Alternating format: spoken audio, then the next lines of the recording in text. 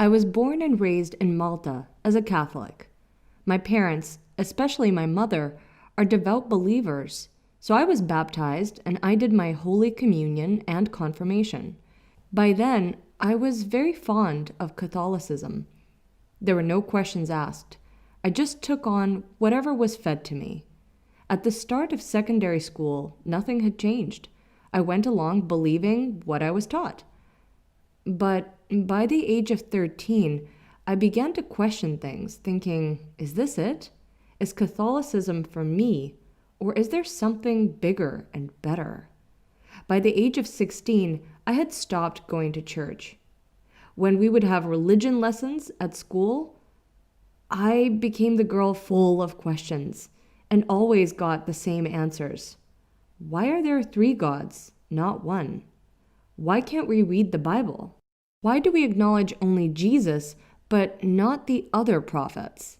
Why did Jesus have to die for humanity when humanity commit worse sins? And pretty much always the answer was the same. The answer is a mystery.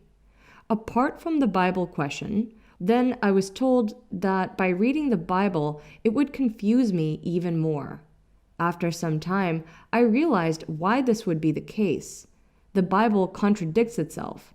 It's written by humans and their own feelings after having been through certain experiences, and it's not God's words. By the age of 16, I had stopped going to church and just believed that there is a God. At 18, my faith took a big blow. I found out that the priest we had at secondary school was accused of pedophilia. The worst part of it all was that he was caught in the 80s, and instead of bringing him to justice, the Maltese bishop had sent him to Canada. After he was caught once again for pedophilia in Canada, he escaped, and when he returned back, the bishop in Malta put him in a boys' institution. That was the last straw for me. I didn't want to believe in a religion that didn't condemn these things. It was around that time my great-grandma passed away, and I was angry, and unfortunately took it against God. I stopped believing in anything. Back then, my friends didn't believe in anything either, so it was an easy thing to do. When I was 19, I met my current husband. He was a Muslim, but was not following his religion. We met at Havana. When we first started going out, we never broached the topic of religion. He knew I wasn't a believer, and I knew he wasn't practicing his religion, so we just left it at that.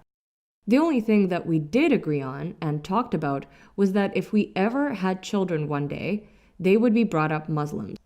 We discussed that after just a week of dating. I was fine with it because it didn't make any difference to me back then. I had started to research other religions like Buddhism, which didn't make sense as a religion to me. Buddha was a prince who gave all his money to the poor and was made a god for that. I also looked at Hinduism, a religion with over 200 gods. It was too confusing. Then I looked into different forms of Christianity, but it was all pretty much covering the same ground I had learned about as a child. Back then, I used to work for a confectionery chain, and I would often come across a Maltese lady, a regular, who happened to be a Muslim. One day, I plucked up the courage to speak to her. As soon as she left the shop, I stopped her and asked if she could help shed some light on this religion. I told her I just wanted to find out a bit more, the basics and what it consists of, and that I had no intention of becoming Muslim myself. She smiled and gave me her mobile number and told me to come to the mosque in Paola that Thursday, as there was a women's meeting.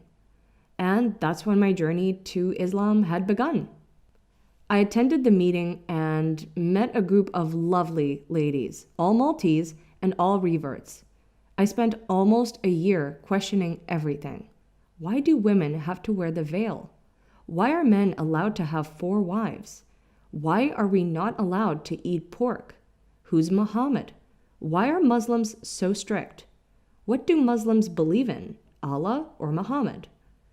And sure enough, I had all my answers, not from 73 books, but from one book, the Quran.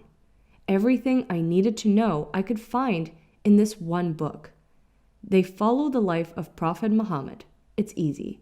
There's no mystery, no complications. You do as God tells you, and you will be rewarded. If not, you will be punished. No matter if you're rich, poor, an imam, or anything else. In Islam, everyone is equal. I fell in love with Islam, and I decided to become a Muslim.